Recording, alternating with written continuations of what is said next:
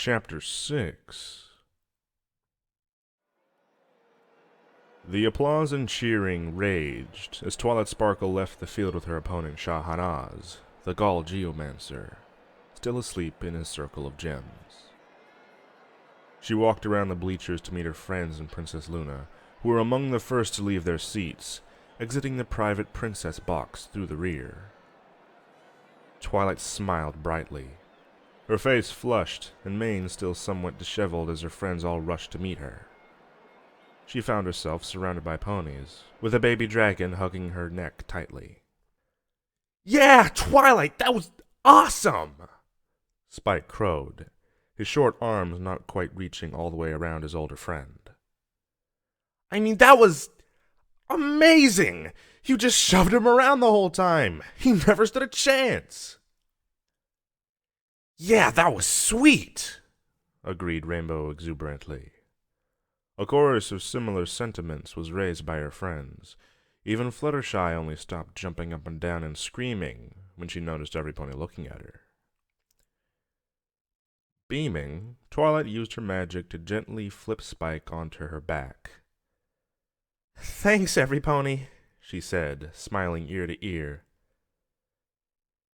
"It wasn't as easy as you all make it sound, but I think I handled myself pretty well."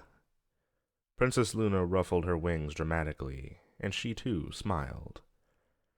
"Pretty well. Indeed, Twilight Sparkle, you are doing my sister and I quite proud with your masterful performances these past few days. I dare say the age group medal is already all yours." If possible, Twilight Sparkle smiled even wider at Luna's words. "Thank you, Princess.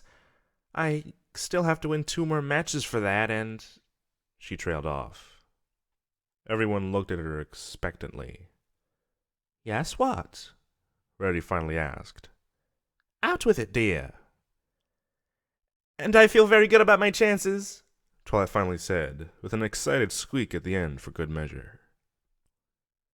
Another chorus of cheers from a group of friends, and a loud huzzah from Luna drew curious looks as the spectators began to file out.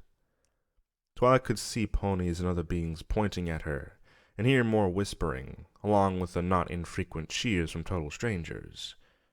But, at least for the moment, she was not concerned with what anyone was saying. Applejack looked at the beaming unicorn pony. "So, Twi, you got some time before you find out who you're going up against next. Wanna do anything until then?" "Well," Twilight said, as she began to feel the exertion of the match catch up with her, "I am kind of thirsty." Luna's horn began to glow brightly, and a purple mist began to well up. "Let's go have a civilized cup of tea, then. Away from here." And between one blink and the next, the group was gone.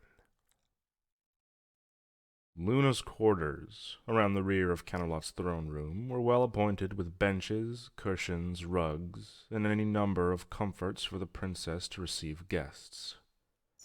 When the purple mist that had swept the group from the competition grounds back at the castle faded, the group found themselves already set on a relaxing, overstuffed cushion. Luna appeared on her bed, her legs folded up underneath her, and with a small effort of magic, a set of teacups and saucers appeared on trays in front of each pony. "I trust this will be to your liking," the Princess of the Night said, daintily levitating her cup before her. "It is a chamomile and peppermint blend. My sister enjoys very much. I found it to be quite relaxing and refreshing myself." Twilight blinked, her brain still catching up from being teleported so suddenly, but the smell of hot tea snapped her back to reality. "Oh, thank you, Princess," she responded, before levitating her own cup and taking a sip. It was delicious, and relaxing and refreshing as promised. Twilight could already feel the strain of the match melting away. "It's a very nice blend," came Fluttershy's gentle voice, as the yellow Pegasus took a sip herself. "Oh, where do you get the chamomile? It seems more fragrant than the flowers that grow near Ponyville." Luna took another sip, before setting her cup down on the saucer. I believe my sister's chef has her chamomile flowers imported from Trottingham. It is a different material than that which grows near Canterlot in Ponyville. She sighed. It's wonderful, but I do miss the chamomile that grew near the old castle. It was a different plant, and I do not believe it exists any more. She looked wistfully for a moment, and then shrugged her wings. No matter. Twilight Sparkle, I must confess, I have had an ulterior motive for bringing you here. Curious and apprehensive looks were the order of the day, except from Pinkie Pie, who was preoccupied with pouring an entire bag of sugar into her tea. Rainbow Dash, who had been eyeing her teacup suspiciously, spoke up. Does this have anything to do with a rumor that I've been hearing about you and Twilight? 'Cause there's nothing wrong with that, but... Rainbow! Twilight snapped. Luna looked between the two ponies in confusion. What rumor are you referring to? A slight red tinge arose across Rainbow Dash's cheeks. Well, you know, the one where you two are... Rarity cleared her throat noisily, mercifully cutting Rainbow Dash off. Perhaps, Rainbow Dash, we should let the princess speak in her own time. Mm-hmm. She punctuated the second with a glare that put Fluttershy's stare to shame. This time, anyway, no one could accuse Rainbow of being slow on the uptake. Yeah, sorry. Go ahead, princess. Luna ruffled her wings and shook her head. I'm afraid, Twilight Sparkle, that I have done you a grave disservice in sponsoring you for this tournament. Curiosity turned to confusion and worry on Twilight's part. What do you mean? Luna sighed again, settling into her bed, tea forgotten. I'm sure by now you've noticed the Dragon Queen's interest in you. Twilight nodded. Yeah, I don't think she likes me very much. It's not your fault. It's not that she dislikes you. Not truly, at any rate. Luna started to look far away as she spoke, and an icy tone entered her voice. Spike shivered and walked over to sit next to Twilight. We've never gotten along with our royal cousin, the Queen of Ormstrait. The Lady of Air and Fire had little use for the cold and darkness we brought each night, and believed, she said as she closed her eyes sadly,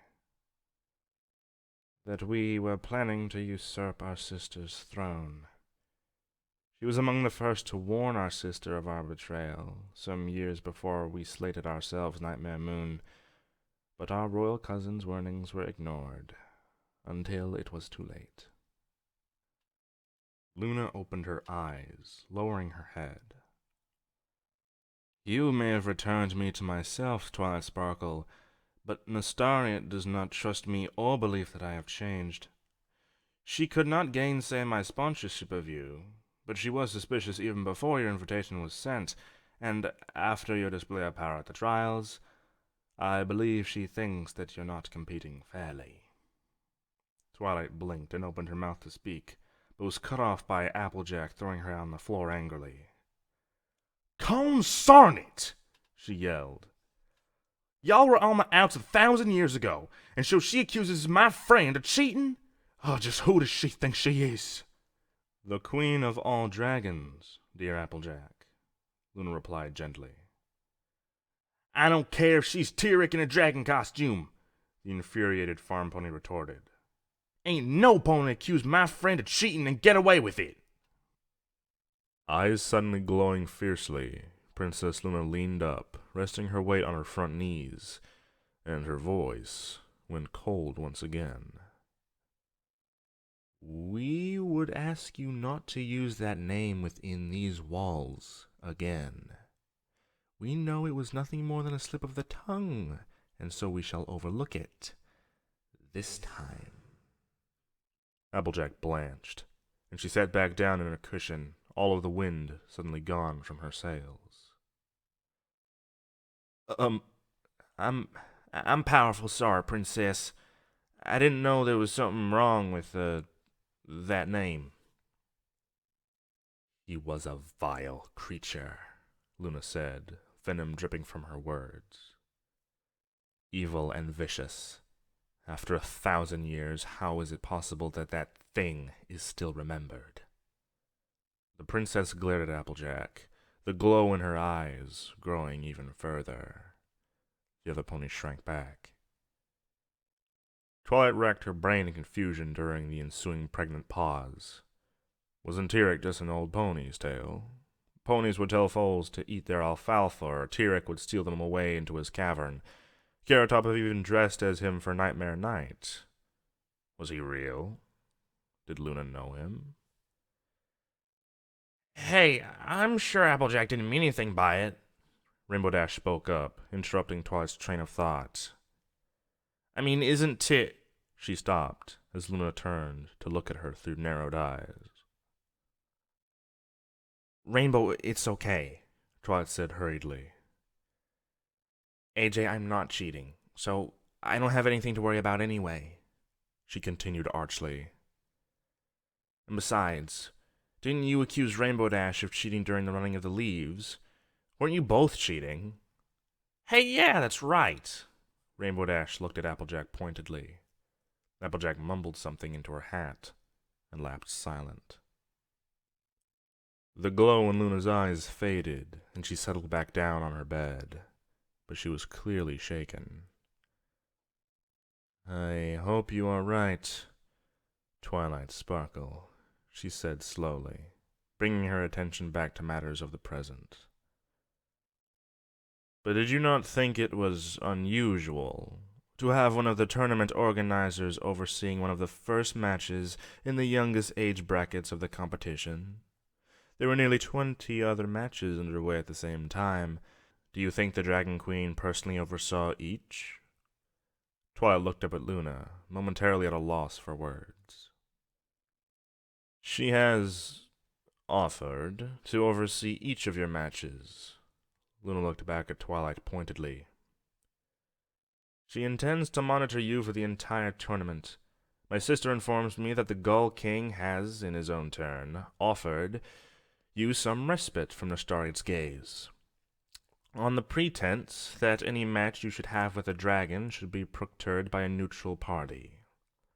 Rarity spoke up, standing up from her cushion.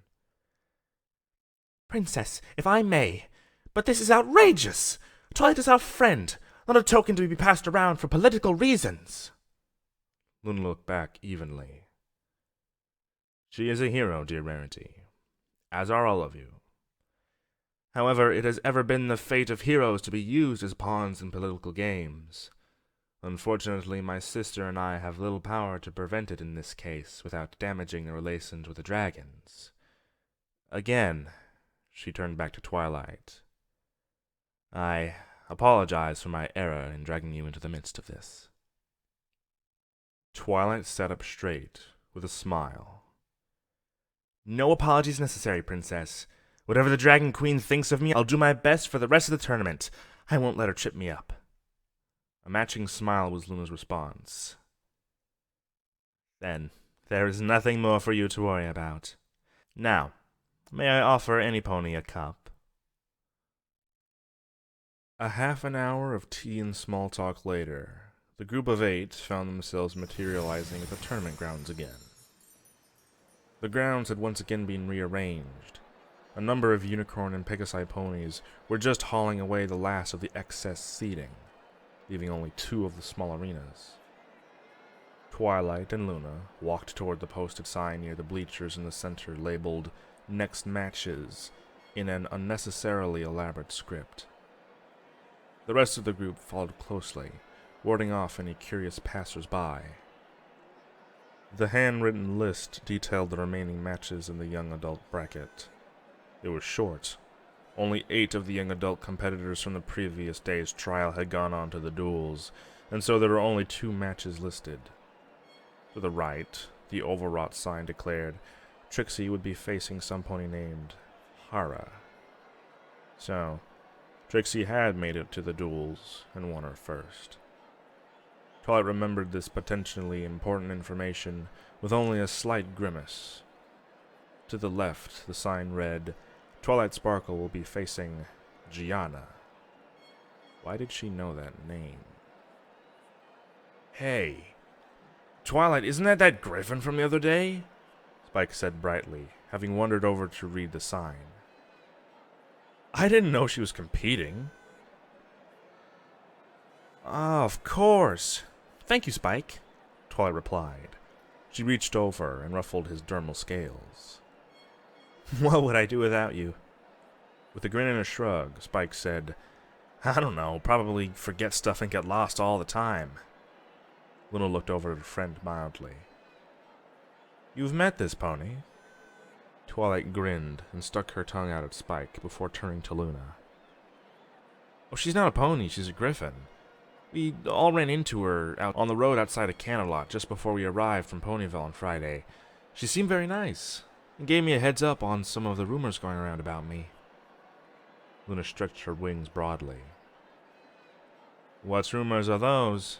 I have heard tell of many. Well, Twilight began. What she told me was that every pony thought I was some kind of alicorn sorceress from Manhattan, and that some ponies were even saying that I was actually a princess like you and Celestia. A loud laugh came from Luna, while Spike muffled a smaller one. I do not doubt that these things have been said. A pony of worth attracts these sort of exaggerations. Twilight looked around uncomfortably. There was once again a growing crowd of ponies clustering near Twilight and Luna, whispering back and forth. She shook her head in confusion, and spoke, maybe a bit louder than necessary. I don't understand. Why don't ponies just find the facts instead of making up these wild stories? I'm afraid I don't know, Twilight Sparkle, was Luna's apologetic reply. I myself have been subject to much of these tales. There will always seem to be an urge to portray any pony that carries great responsibility and that one has great expectations of as larger than life. The air was split by a loud boom, and a handful of helium balloons and streamers suddenly flew past Luna, Twilight, and Spike.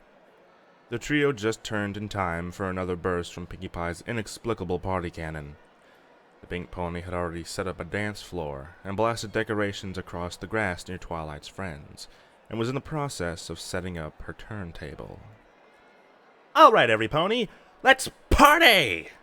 Pinkie Pie shrieked as the music started up, and she began leading a growing, shaking conga line near the turntable. First, Twilight's other friends, and then nearby ponies began joining in the sudden party. Twilight gaped, and then swallowed. Pinkie, what are you doing? From the head of the conga line, Pinkie winked at Twilight, and then went back to dancing. Twilight began to growl, and then looked around again. The growing knot of rubbernecking ponies near her and Luna had vanished, some into Pinkie Pie's conga line, others joining the party in small groups, and others just staring in awe and confusion. The growing crowd was dancing, bouncing balloons, laughing, and generally enjoying themselves. At least temporarily, the awe over Twilight Sparkle had been forgotten, thanks to Pinkie Pie and her artillery party piece. With a small smile, Luna leaned over to Twilight. The element of laughter, as I recall. Twilight giggled. Yes. You should find your place in the arena. I think Pinkie Pie's distraction will not serve to keep them occupied for very long, given the matches are scheduled to start a short time from now. Spike leapt up to wrap his arms around Twilight's neck again. Good luck, Twilight! Thanks, Spike. Twilight let the small dragon down toward the ground, and turned toward the arena, head and wings held high. To my left, Gianna. The Dragon Queen stood at the center of the line in the arena, between Unicorn and Griffin, her stentorian voice easily drowning out the roar of the excited crowd stomping and cheering in the bleachers. daughter of Chieftain Gamal of the Mount Grendel Aeri, and widely considered to be the finest griffin summoner in her generation. She acquitted herself admirably in the trials, and her first match this morning was a decisive victory. Good luck to you, Jayanna. Nastarian then made a horrible grating shriek and bowed her head toward Gianna, and was answered with a matching shriek from the griffin. Nastarian turned her head toward Twilight. To my right, Twilight Sparkle, bearer of the element of magic. She recently saved Equestria and the world from the depredations of the chaos spirit Discord. She placed first in the trials, and her first match today was an aspiring example of quick thinking and versatility under pressure. Good luck to you, Twilight Sparkle. She bowed her head towards Twilight with a neutral expression, and Twilight returned the gesture, silently grateful for the lack of a griffin shout directed at her. Competitors, to the center! Twilight and Gianna approached each other, both smiling broadly. Nice to see you again, Twilight, Gianna began in her gruff voice. Didn't really expect to make it this far. Twilight giggled and offered a hoof. I know what you mean. Though I didn't realize you were actually in the tournament. But I think I did see your statue during the trial the other day. Taking the much smaller unicorn's hoof and talon, Gianna gently shook with a chuckle. You saw that, huh? At least someone remembers it. Everyone else has just been talking about the amazing stunts you and Trixie pulled. Setting her hoofs on the ground, Twilight looked away, slightly embarrassed. Well, I am pretty proud of that gem-seeking bean. That was so good, Gianna gushed. I wished I'd come up with something like that. An impatient voice shook the arena. Competitors?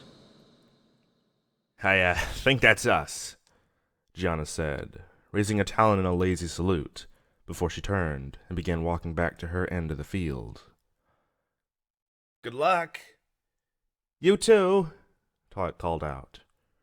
Her horn glowed, and in a burst of magic, she was at her own end of the field.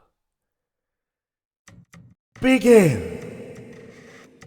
Here goes nothing, Twilight thought, as the purple glow fading into a frigid blue formed around her horn. Shahanaz's starting strategy had been a sensible and effective one. It had nearly put Twilight out within seconds of beginning their match, and would have been more effective if she had been using fairly instantaneous unicorn magic.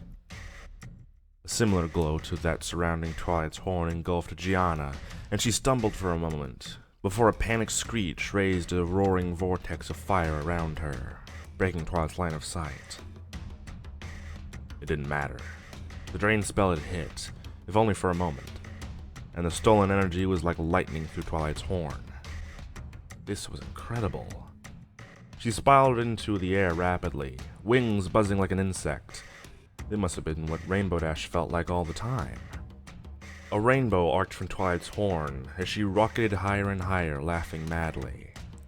She reached the height of her climb, and an unsteady arc of blazing purple energy lanced from her horn, striking the edge of the huge mass of clouds that hung heavily over Canterlot and the competition grounds.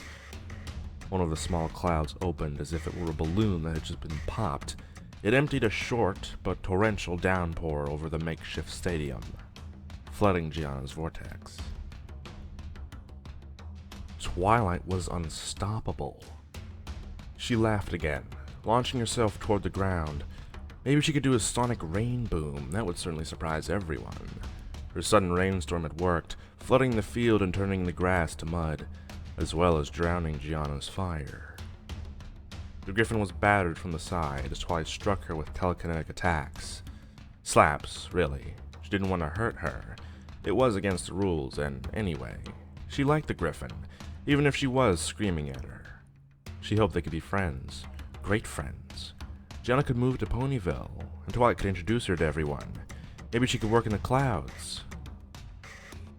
Just then, Twilight's train of thought was disrupted, as she was grabbed and pony-handled by something. It was invisible, unsubstantial, but definitely there. She could feel strong hands grabbing at her legs. Battering her wings, she tried to flip her over in midair. It was like a giant invisible spike trying to hug her. How fun. She laughed again, and her horn blazed. There was a sound of rushing wind as whatever was grabbing her was torn apart by the banishment. Ha! Sorry, invisible spike. Now, there was something more important. The ground was wet and cold as Twilight landed heavily on her side. The icy mud shocked her back to her senses, the last of the drained energy bleeding into the wet ground. Twilight staggered to her hooves, her muscles sore from exerting herself so suddenly and excessively under the influence of the stolen energy. She winced at the piercing squawk from Gianna. A wave of mud bore down on Twilight, which she repelled with her telekinesis. She tried to look around the splash to see where Gianna was, but the mud kept with her, and she kept having to push it back.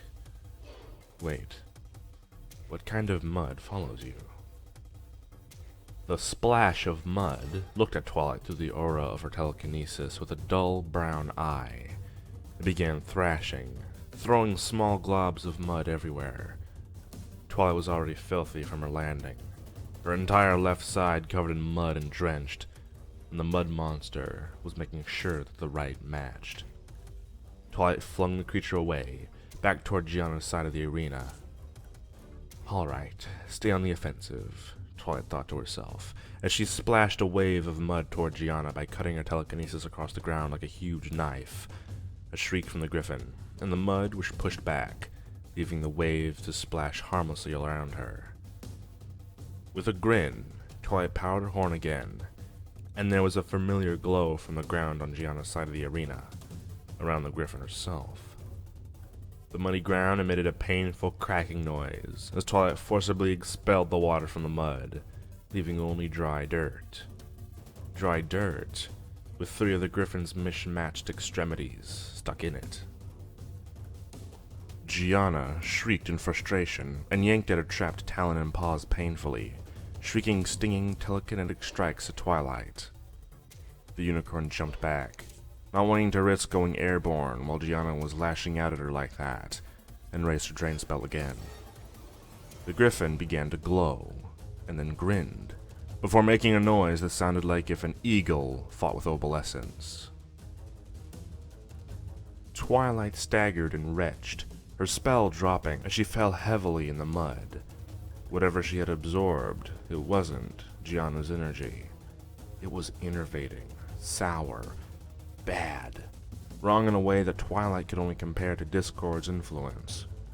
She wanted to throw up this horrible thing she just swallowed. Twilight blinked blearily, and then she could clearly see a black miasma surrounding Gianna. Shield? What kind of shield was this? The unicorn stumbled, trying to get to her hooves, as she was knocked back to her knees by another telekinetic shriek. There was a loud crunching sound and a panicked squawk from Gianna's side of the arena, and the griffin rose in the air, lumps of dirt falling from her freed talon. She hung in the air, screaming and shrieking, building some big spell. The horrible sounds jarred Twilight and grated against her in ways she didn't know sound could. She was so tired. She just wanted this to be over. Maybe she could apologize to Gianna for unintentionally hurting her feet, and then they could all go to Pony Joe's and laugh about it over a donut. The abused earth began to split, and a shocked hush fell over the crowd. Twilight blinked again, staggering to her feet, her wings uselessly twitching as the battered pony tried to see what was so impressive. She felt like vomiting again. There were ponies tearing themselves from the ground, or things that used to be ponies. Bundles of dried, dusty bones, perhaps 10 or so, buried for Celestia knows how long. Earth ponies, unicorns, even a Pegasus missing the bones of its left wing. Angry red lights burned the sockets of their discolored skulls as they rose to Gianna's command, the griffin still screaming in her native tongue. The energy in the air felt the same as the bad magic Twilight had absorbed. That's what it was. Gianna had surrounded herself with it. Twilight staggered to her hooves, furiously, and lashed out at Gianna with a strike that took the distracted griffin like a slap across her face. The griffin stopped shrieking, and the skeleton started advancing. The summoner grinned at Twilight cockily, tilting her front talons in the air as if she were holding a marionette. Think, Twilight, think. A come-to-life spell wasn't going to help, since that was effectively what Gianna had just cast, just a very sick one. She could banish them all, but she was already winded and drained from her second attempt at draining Gianna, and most likely she'd collapse when she was done. Twilight was at a loss as the skeletons advanced. She had no experience with the dead. Like most ponies, she had generally hoped never to have to deal with them. Some ponies in the past had occasionally used memory spells to channel spirits of loved ones, but that was not really done anymore, and it hadn't been for centuries. Memory spell. A memory spell, that was it! Twilight hoped she was right as she advanced to the edge of her side of the arena, splashing through the mud and bracing her hooves, her horn glowing brightly. If this worked, she could banish all 10 of them without breaking more than a sweat. The first skeleton reached her, a large earth pony with a partially caved-in ribcage. Twilight jabbed with her horn, connecting with the skeleton's skull. The skeleton collapsed to the ground, inert, and Gianna squawked in surprise, shaking her head as if she'd been struck. She swept her talons around in a great circle, and the skeletons moved, attempting to surround Twilight. Yes, that worked. The skeletons had been dead for so long that they weren't really ponies anymore. Gianna hadn't really raised the dead, just put some animating magic onto what amounted to old rocks.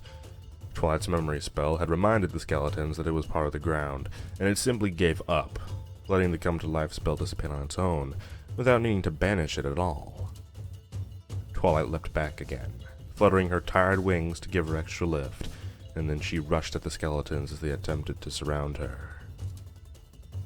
The unicorn's glowing horn tore through each skeleton, and Twilight could feel little bursts of energy recoiling at Gianna as each skeleton in turn rejected her control and collapsed. The griffin withstood 4 painful shocks before she dropped her spell, letting the rest of the skeletons collapse where they were. She flew back, shrieking in frustration and panting. Twilight bore her teeth, and her horn started to glow. Her eyes were unevenly dilated, and flitted furtively at the beings around the arena. Gianna, who had desecrated remains of the ponies, Nashtariat, the queen dragon who simply stood there and allowed this travesty to go on, Luna, who had dragged her into this tournament, and she turned back to her opponent again, ears twitching spastically. Gianna flew forward, slowly, trying to figure out what Twilight Sparkle was doing. She attempted to shriek another telekinetic attack to disrupt whatever big spell the unicorn was apparently trying to cast. Her shriek turned into a surprised hiccuping sound as a gust of wind caught her wings from behind, blowing her over in midair and sending her flying and sliding roughly across the mud. She quickly climbed to her feet and saw Twilight standing next to her, looking up at the mud-covered griffin. Twilight spoke up, smugly from her position in the mud where Gianna had landed. "And I think you'll find that I just won the match." Indeed.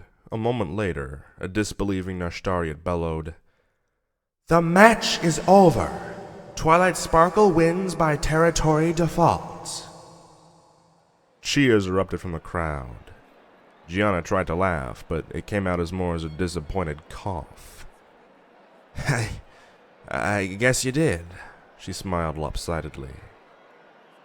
"You're as good as everyone says. It was fun." Twilight couldn't believe how cavalier Gianna was being. The ground was littered with old bones, many damaged and broken, evidence of the Griffin Summoner's crimes.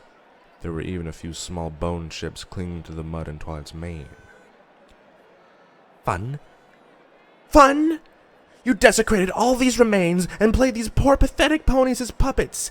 And you call that fun? Even Discord wouldn't stoop to anything like this.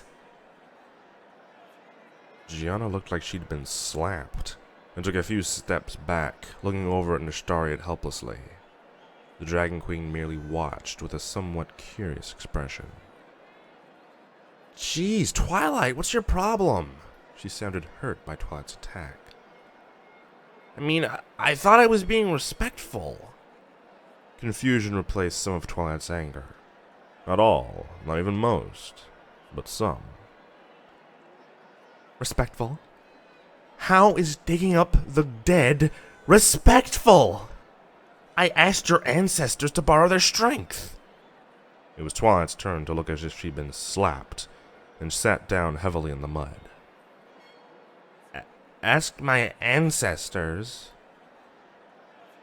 It's a sign of great respect among griffins. We'd only ever raise the opponent's ancestors if we thought they were truly strong. The large griffin blinked down at Twilight. You didn't know? Twilight looked around in mute shock as the bones littered the destroyed ground. Some of them were broken where she'd crushed them under hoof. Others bore marks from their horn. No, I didn't. Whoa, I'm sorry, I guess. The griffin said, her voice even scratchier than usual. I guess I thought you knew? She said, trailing off for a moment. I don't know everything. I'm sorry, I have to leave, Twilight said softly. The filthy pony turned, running away from the arena, back toward Canterlot.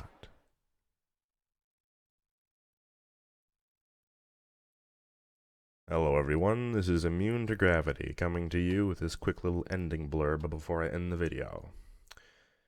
Sorry that videos have been getting scarcer and scarcer lately.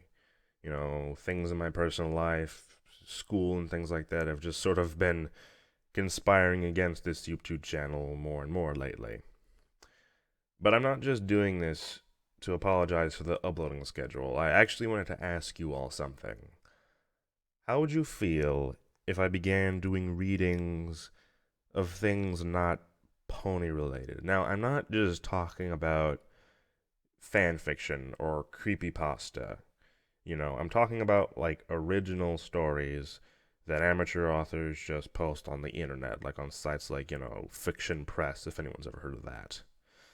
I ask because I don't really see any other YouTuber doing it, and considering how popular, you know, people like Mr. Creepypasta and Obob Scribbler have made these readings on the internet, I think it could be a really, you know, popular and fun thing I could do. Just, you know, tell me what you think in the comments section below. And if you guys think it's a good idea, I could start uploading those in between pony videos. And depending on how good those, how good reception those videos get, I could decide an uploading schedule from there. Yeah, so, you know, just tell me what you guys think.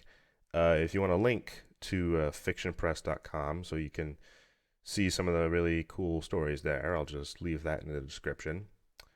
And, well, that's all I had to say. All right, Immune to Gravity out.